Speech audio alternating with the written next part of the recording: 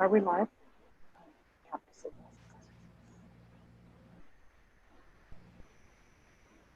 Looks like we are live.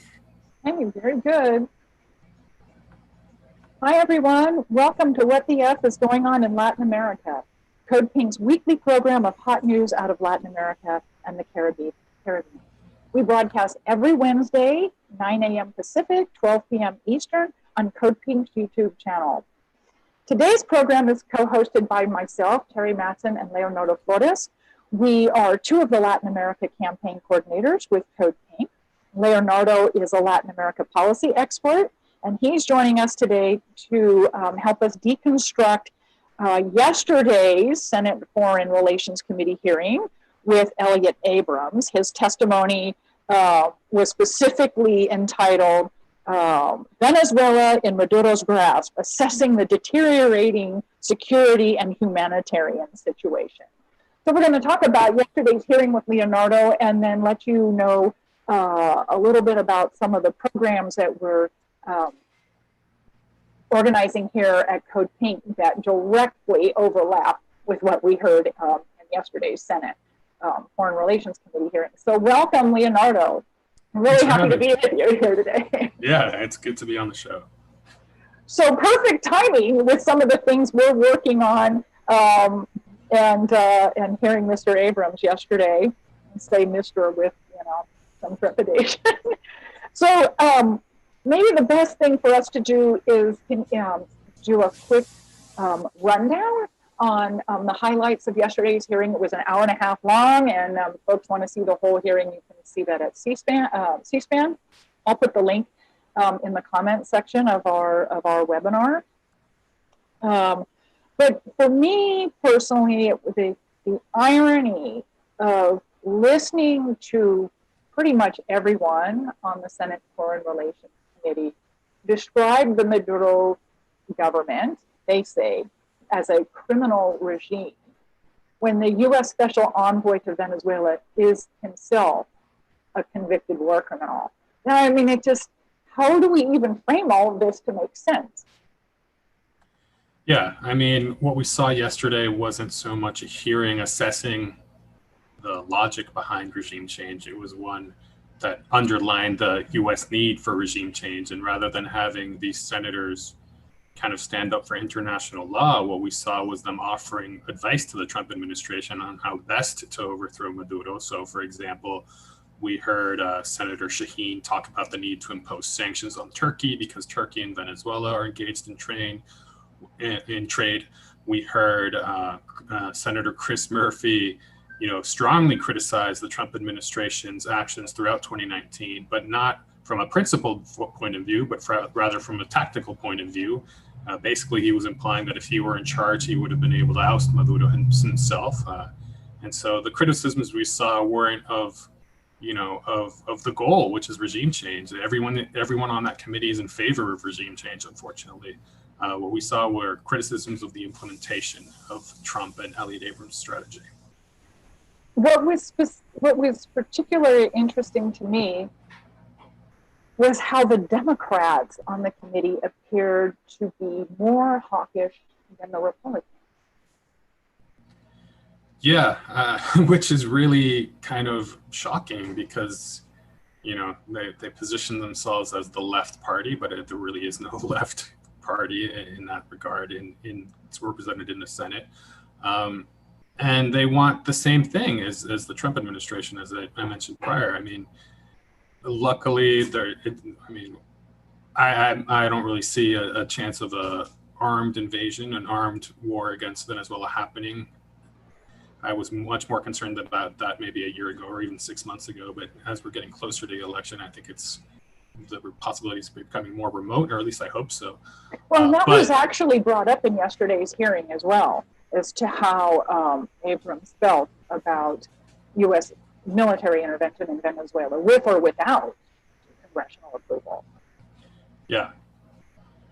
And so, I mean... He kind of waffled on that, actually. Yeah, I mean, everyone's been waffling on it because on the one hand, they don't want to authorize, military action without congressional approval, but they seem, I think, if anything kind of flares up, we'll see the Democrats being all too happy to give Trump approval to do whatever he wants. To me, this is all, with Elliot Abrams involved, those of us who are old enough to remember the dirty wars in Central America in the 80s, we know he knows how to wage that type of war to operate outside of congressional approval. We know this about him.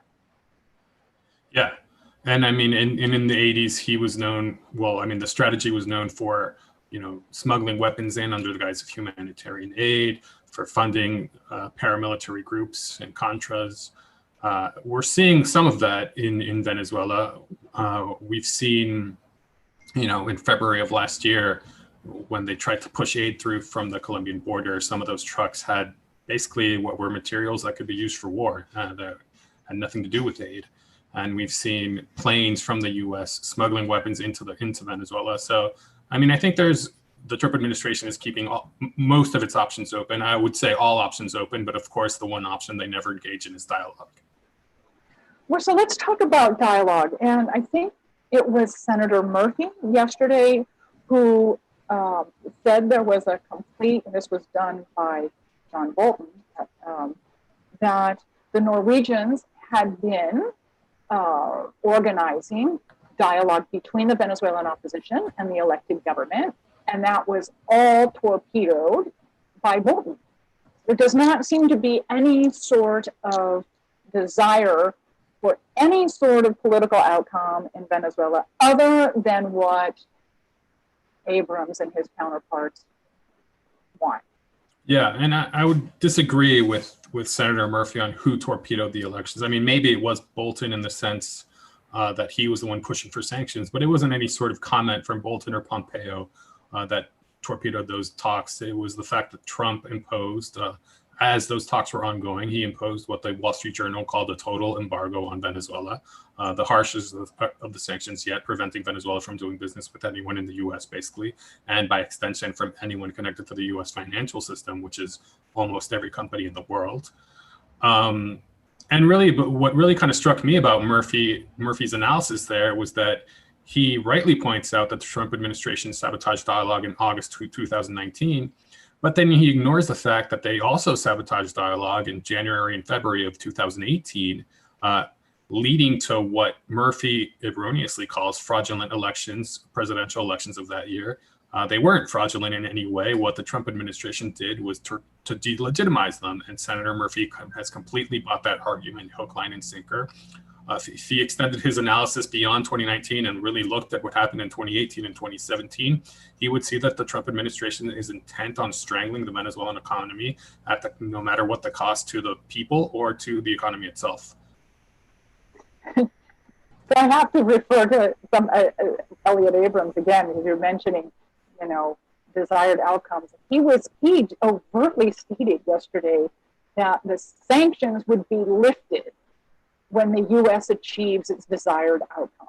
That is just such an overt statement of regime change, and also really implies or is overt that universal coercive measures, or what we call sanctions here in the U.S., are clearly being used to influence the change in the government by causing great suffering of the general population.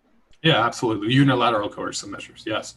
And we saw that in Nicaragua in the 90s, right? So the Sandinista government was under sanctions. The country was basically sanctioned. And the U.S. said, well, if you vote them out, we'll lift the sanctions. And eventually the people they voted the Sandinistas out. The sanctions were lifted. And then, of course, the Sandinistas came back in the 2000s and were voted into power once again. And now, unfortunately, we're seeing the same sort of thing develop in Nicaragua again, where they're applying more and more sanctions. It's going on the same path as Cuba and Venezuela in that regard, U.S. policy towards Nicaragua. It's complete interference in the domestic affairs of another country. We call them sanctions, but as you said, they're unilateral coercive measures. They are against international law. That's something I highlight every time I talk about these things, because the U.S. is acting with impunity. It's acting like a global bully, and other countries realize that. That's why you only have you have less than 60 countries now going along with the U.S. plan of regime change. That leaves around 130 countries that have refused to go along. the vast majority of the world's population. So there's 193 recognized countries at the United Nations, and as Elliot Abram said yesterday, we have close to 60. So the U.S. doesn't even have 60, whether that's 59 or whatever. He likes to use 60. It's a nice round number. It's not even half of the nation's recognized countries. And in the same hearing, Senator Kaine said we have 70 countries. So is it 70 or 60, or we really don't know? Yeah, it's certainly not 70. It's never even been close to 70. I think Kaine is just completely wrong. And really what that comment told me was that these senators really have no idea what's going on in Venezuela. Most of them, rely on what Elliot Abrams tells them. There's no kind of independent or objective analysis of the facts or what's going on the ground. And yet they're forming policy based on what the Trump administration is telling them. So let's talk a little bit about policy. And then the hearing was about threats to security and humanitarian aid. And Mr. Hodges from USAID testified yesterday as well, and he gave some numbers as to, they weren't huge, like 1.6 million families were receiving, or 160,000 families were receiving hot meals. And he also made reference to the fact that aid is going to those supporting the Guaido government. That's the demographic that the USAID aid is going to, not indiscriminately throughout the Venezuelan population. And to me, I interpret that as another form of regime change. We'll feed you, we'll offer you health care, as long as you're affiliated with the US, puppet government. And what's really ironic about that is that the Trump administration, and before that, the Obama administration, would constantly harp on the fact, or not the fact, but on their theory that it's the Venezuelan government that gives, benefits to people only if they vote for the PSUV, right, the exactly. ruling Socialist Party, when that's not true at all. I mean, that's pretty clear that people receive benefits regardless of their political affiliation. And yet here's the US doing exactly what it tells Venezuela not to do. And that's something we see so often, this blatant hypocrisy. Of course, it's not just limited to Venezuela, but it's how the US acts around the entire world. So it would make sense that the Maduro government, or any government, would not necessarily want U.S. humanitarian aid in the country because of the strings attached to it. Well, I think the Maduro government is certainly open to humanitarian aid from multilateral organizations. As far as aid from the United States, I don't see that as necessarily a deal breaker for Maduro government, as long as there are sufficient kind of oversights in place regarding what's actually coming into the country and how it's being distributed. If it were distributed in a non-political fashion, I don't think the Maduro government would be against that. But I certainly do believe that they would want to see what's actually coming in, because there's too much history, especially behind Elliot Abrams. Well, and especially what we saw February of 2019 on the Colombia border.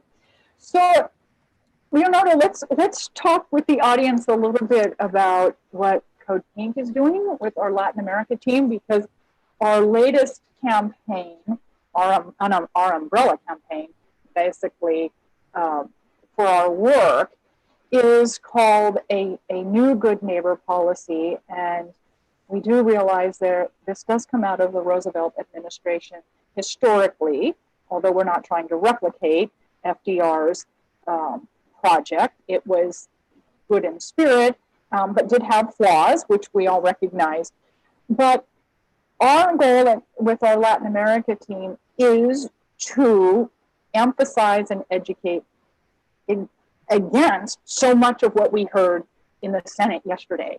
I mean, yesterday was just such a visual and oral example of how disastrous and how violent and U.S. foreign policy towards Latin America and the Caribbean is, and that it's based on interventionism, politically, militarily, economically, and with the overt chastising of Iran, Cuba, Russia, China to a lesser extent. It was very clear that, at least in this committee in Congress, that there is absolutely no tolerance for any sort of foreign power in the hemisphere other than the United States.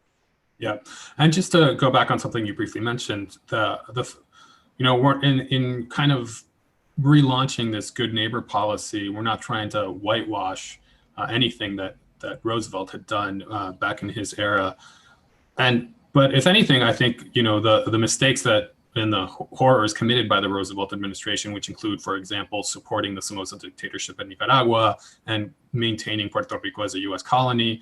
I think those are mistakes and actions that went against the very principles of the good neighbor policy.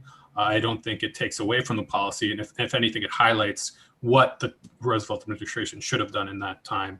I think what we've seen really particularly in the last 4 years of the Trump administration, has been a resurgence of the Monroe Doctrine. Overtly. I mean, John Bolton was like Monroe Doctrine 2.0, correct? And the way they frame it is that, it's a good thing to protect the countries of Latin America and the Caribbean from foreign interference. And for them, foreign doesn't include the United States. It's really, particularly in this context now, where they're talking about Russia and China. But really what the Monroe Doctrine is a doctrine of a political theory that says that the U.S. is the one that should be in control, that the U.S. should be the regional hegemon of the entire hemisphere, and that no one else should be able to challenge that power. And so even when you see challenges to that power rising from within the hemisphere, there's an attempt to squash it. And so I always talk about one of the reasons that the U.S. is after Venezuela is because Venezuela happened to organize other countries in response to U.S. hegemony. They organize, Venezuela's founding member of ALBA, the Bolivarian Alliance for the Americas, the CELAC, the Community of Latin American and Caribbean Countries, and UNASUR, the Union of South American Nations. These are regional bodies that were really meant to put a check on U.S. and foreign interference in South America and Latin America and the Caribbean. And they were kind of undermined by the Obama and Trump administrations, particularly by the Trump administration in some cases. And so, the idea behind the good neighbor policy is that we need to reframe relations, our foreign policy with the nations of this hemisphere based on, respecting self-determination and sovereignty, building ties of cultural and educational ties, and non-interference. We see the U.S. interfere constantly in the internal affairs of other nations, particularly in Latin America and the Caribbean, and that has always led to harmful results, not just for the countries in Latin America and the Caribbean, but these are decisions that end up harming the United States itself in the long run. And how do they, for our viewers, how does this policy harm those of us back home? Well, we've spent, billions and billions of dollars fighting this war on drugs, and yet the flow of drugs never stops, and in many cases has increased since this began. And this causes problems not in the U.S. because you see, A, more drugs on the street for cheaper, and B, all this money that could be spent at home on social programs is being spent abroad, funding police and militaries that are accused of human rights violations. And then you have this kind of huge, all these secondary impacts of the war on drugs, which includes the mass displacement of people, whether it's in Honduras or Mexico or Colombia, and you have a lot more migration flowing north. So this is one of the root causes of migration from Central America. And that's a whole nother conversation in and of itself, for sure. But it is, I think we could also argue, given so much of what we've seen since the police murder of George Floyd, is how the militarization of U.S. foreign policy in the hemisphere we're seeing that back home now as well, really overtly so. The equipment, the tactics, and the reasons for oppression of political activists here in the States. It's not unlike what the U.S. government funds, supports, trains south of the border. Absolutely. It's something we've seen in Latin America for at least the past 40 years or so, longer probably. In Portland, they talked about unidentified federal agents snatching protesters. I mean, when you look at the Southern Cone dictatorships, this was a very common tactic, and these were people that were never heard from again. And bring it even closer to home, you have Customs and Border Patrol training at the School of the Americas, and then Customs and Border Patrol being deployed to cities like Portland, when really, in fact, they should, by law, have to stay along the borders. So it's really kind of the chickens coming home to roost for the U.S. And you're seeing a lot of these massive human rights violations being kind of imported into the U.S. now. So while we're talking about CODEPINK's new good neighbor policy, can you let our viewers know what we have 3 principles that we're trying to educate and influence with? Yeah, so the first principle is not meddling. And so meddling in the affairs of other countries can take many forms, whether it's interfering in domestic policies, interfering in elections, applying sanctions, military intervention, or outright wars, among others. The second principle is respecting and appreciating our differences. We know that countries in the hemisphere have different cultures, religions, ethnicities, language, political systems, and histories, and we have to treat each other equally under international law, respect our differences, and learn from each other. I think there's a lot of knowledge of how to, that's being just kind of lost, in the sense that there's lots of things that's happening all over the Americas that we could be applying here in the US, but we're not, for several reasons. I mean, one of them being this idea of American exceptionalism, right? And then the third principle that we're working off is that the United States should work together with other countries for their common good, whether it's engaging in fair trade policies, building regional democratic institutions, addressing the climate crisis, or helping migrants. So we're encouraging people, all of you watching today, to sign this petition at CODEPINK and join us in elevating this dialogue on creating a new vision for U.S. policy towards Latin America. One of the specific projects we are working on right now is a letter to the Biden campaign and also to the White House. And so let's talk a little bit about the content of that letter, what we're asking for. I would let everybody know we currently have over 22 organizations that are joining us in signing on to this letter. Yeah, and just a little quick note about the letter. It's not that we think that we might have an effect on the Biden campaign, on their actual policies, or on the Trump administration for that matter, but it's more about setting out a progressive viewpoint for what foreign policy towards the Caribbean and Latin America has to look like, because we don't really see that kind of positive vision being put forward. And in this letter, part of what we're doing is identifying the problems. So for example, we call on Biden and Trump to end broad economic sanctions, particularly against Cuba, Venezuela, and Nicaragua. We're calling on them to end political interference. I mean, I think the latest example of political interference we saw in Guyana with the presidential elections, the recent ones where the U.S. was trying to interfere there. We're calling for an end to the U.S. militarization of Latin America and the Caribbean. We talk a little bit about that in terms of the drug war, but when we talk about the 1033 program, where the Pentagon sells its surplus equipment to police stations, police departments all around this country, we also have to keep in mind that the export of weapons is a huge business here in the United States, the arms industry, and a lot of that goes to Latin America and the Caribbean. And so you have these countries signing these kind of defense deals where, say, for example, Colombia receives billions in defense aid. And what does that really mean? Well, it means that the U.S. gives Colombia money, and then Colombia uses that money to spend, to purchase weapons and ammunition and military equipment from U.S. companies. So it's really kind of this cycle of money going back and forth between countries, and the people facing more and more military repression. And yet all that military equipment and training that they receive in Colombia has failed to stop the exportation of cocaine. And it's also led to, say, for example, massacres. And so I was just reading the Twitter feed the other day of a Colombian human rights activist who operates on the eastern border, eastern Colombia, the border with Venezuela. And he denounced the fact that there had been 10 massacres in eastern Colombia over the last month and a half, killing at least around 60 people, right? And we don't hear that in the US mainstream media ever. Colombia is presented as this sort of model for democracy in the region, when it's really a model for kind of tyranny and oppression. Well, and Chile was the first model for neoliberal capitalism, and Honduras, since the US-sponsored coup in 2009, is now open for business. Yeah. So there's very clearly, a vision, a U.S. vision for the Americas, one of neoliberal capitalism, whether people want it or not. Yeah.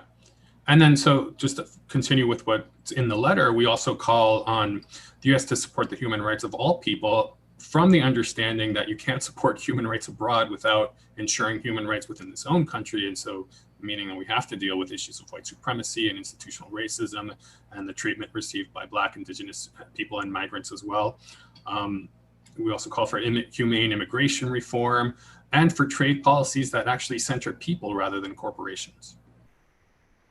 So it's a great vision, and and so many of us who are really excited about it because we've lived through so much interventionism in the Americas in our lifetime, whether, like you said, whether it's military or electoral intervention, economic intervention on the whole, for the benefit of U.S. corporations.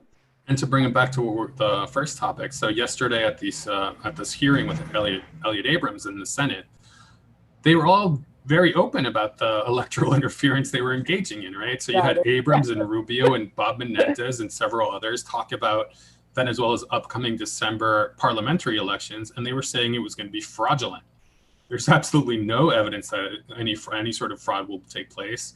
I mean, we're 4 months out from these elections and they're already saying it's fraudulent, but really what they're doing is interfering in these elections and attempting to delegitimize them so that they can continue this charade of having this parallel government led by Juan Guaido. So that I'm thinking of two things simultaneously now listening to you saying that. So specific to Venezuela, in the fall of 2015, in the run-up to the December 2015 National Assembly elections in Venezuela, Hillary Clinton, then the U.S. Secretary of State, was saying exactly the same things we heard in yesterday's hearing, how fraudulent those elections were going to be. The U.S. is not going to recognize the outcome of the December 15 elections. And then, of course, the opposition parties won the majority of the seats in the National Assembly, and she totally embraced the outcome of the election. So it's just blatant hypocrisy. If the U.S. gets what it wants, they're fair. If the U.S. doesn't get what it wants, they're unfair. And the thing is, the opposition parties in Venezuela do the exact same thing, right? So every election that they don't win is somehow massively fraudulent. But when they do win, it was because of the will of the people. And, they've won, a handful of elections, like maybe you could say maybe 2 or 3 of the past 24 elections they won, and those were okay. But the other 21, using the same system, using the same electoral board, those were not fair. Or they just flat out refused to participate. Yeah, correct. And so you choose not to vote, which is an action in and of itself, as in our own country. That's an action in and of itself, to not vote. So if you choose not to vote, how is it you can say the elections were fraudulent when you're not even participating? Yeah, and so the Venezuelan opposition has engaged in this strategy many times in the past, and it's never worked out for them. So I'm not at all clear why they're pushing for this again. I am clear, really. It's because the Trump administration is telling them not to participate. And so just a quick story, in 2017, Venezuela had gubernatorial elections in which the opposition fully participated. They were expecting to sweep the elections. What happened was the opposite, because all of their polling firms are so biased that they have no idea what's going on in the country for real. And so the Socialist Party took 18 of the 24 governorships. The opposition was left totally embarrassed. They had called, prior to the elections, they said that the results were going to be a referendum on Maduro. And really, if you want to call that a referendum on Maduro, then it was very clear that the people continue to support Maduro. And then what happened later was that 2 months after that, or 3 months, there were nationwide municipal elections. And the opposition saw how they had been totally, decimated in the previous elections, that they had lost in 90% of the country's municipalities when you kind of did a deeper dive into how people voted, and they decided not to participate in the municipal elections because they would be so-called fraudulent. And so really what we're seeing is that the opposition boycotts when they think they can't win, and that's going to keep happening over and over again because they really don't have the pulse of the Venezuelan people. Well, no, and I have to say, in yesterday's hearing, it was the one thing that Senator Murphy was very clear on, was to me at least, he seemed to have despite his desire for regime change in Venezuela, he seemed to have a grasp on what the Venezuelan opposition actually looks like on the ground in Venezuela, that it is factionalized. I think he was actually responding to Elliot Abram's comment that, you know, the leaders, the opposition parties would recognize Guaido, would unite around Guaido, and Senator Murphy was questioning that, and, you know, basically said there are other people who would step up and you know, happily be the U.S. puppet as well, so to speak. And yeah. I think that that's one of the few times I've actually heard somebody in the U.S. government actually understand how factionalized. And this is like pretty common knowledge in Venezuela. Yeah. So a few months ago, one day on the ground, you can understand that. Yeah. And so a few months ago, you had several opposition parties petition the State Department to drop their support for Juan Guaido and to pick someone else to support, because they considered that Juan Guaido has been an absolute failure, much like President Trump himself considers Guaido to be a failure. I mean, I would disagree with Chris Murphy on a lot of things, but I think on that point, on the fact that the Venezuelan opposition is so divided, that he's spot on there. And when we're seeing that play out on the ground in Venezuela with, you know, Venezuelan opposition leaders of some of these parties who actually live in Venezuela having serious differences with the leaders who live outside of Venezuela. And so we're seeing these internal splits within the opposition. And, you know, it's not going to be the entire opposition that boycotts the parliamentary elections. It's going to be the significant chunk of them that live abroad and that get support from the US and Europe. A lot of them live in Miami. And then there's the whole Florida thing for the elections in November. But that's a whole nother conversation as well. Just one thing before we go that I'd kind of like to go back and talk about two things, actually. One, we have people here in the United States contesting the validity of our presidential elections coming up in November. So this is not unique to Venezuela this fall. We have our own, you know, concerns, or people at least creating a narrative about that to delegitimize our electoral process, to create an outcome in November that some want and some don't want. And then, you know, you mentioned that just now that some of the other Latin American countries aren't quite so strongly in support of the Venezuelan opposition, specifically Guaido. And my understanding is that has a lot to do with whether the countries are conservative, right-wing, U.S., that they don't want military interventionism in the region, period. And so many of them have suffered that in the not too distant past.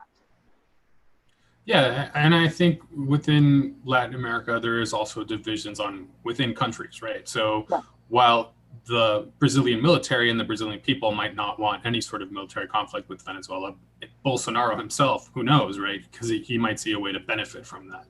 And the same thing goes with Colombia, where you have, you know, Ivan Duque, the president, and people like Álvaro Uribe, who was just sentenced to house arrest pending a trial, which is great news for Colombian human rights defenders. Isn't that amazing?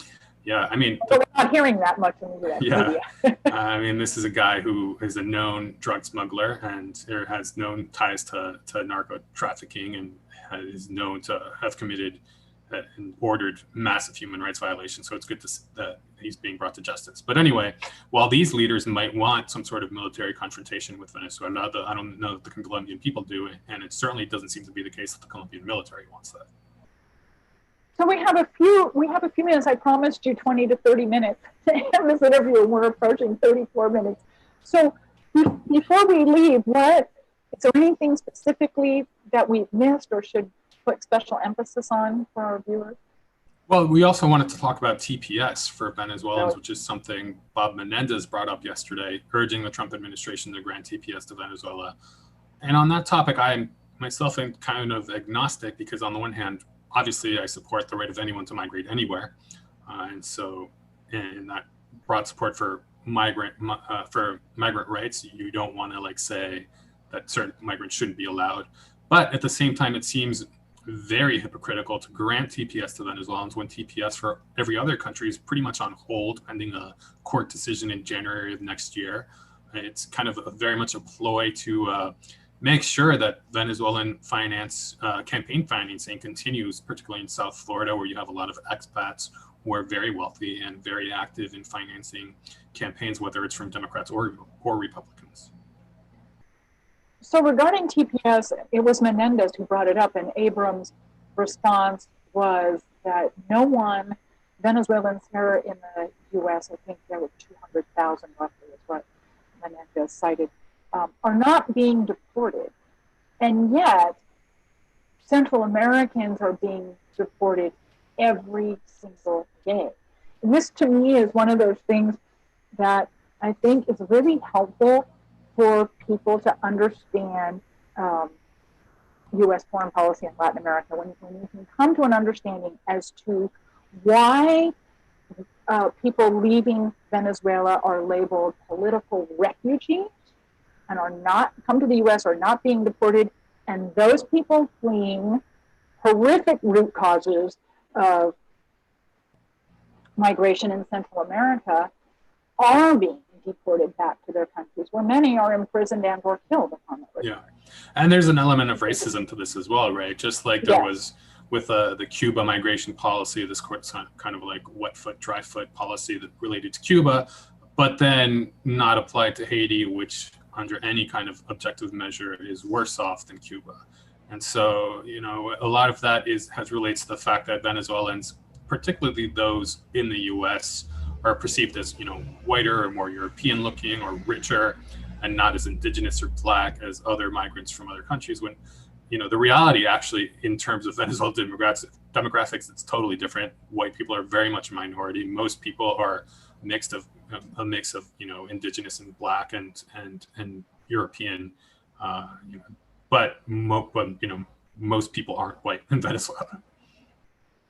And just to one last thing about Abrams, he says no one's being deported to Venezuela, but I'm actually really curious to see if Venezuelans are being sent to one of these safe third countries in Central America. And it might be the case that they are, and he might be able to get away with saying no one's being deported to Venezuela because the U.S. has banned flights to Venezuela.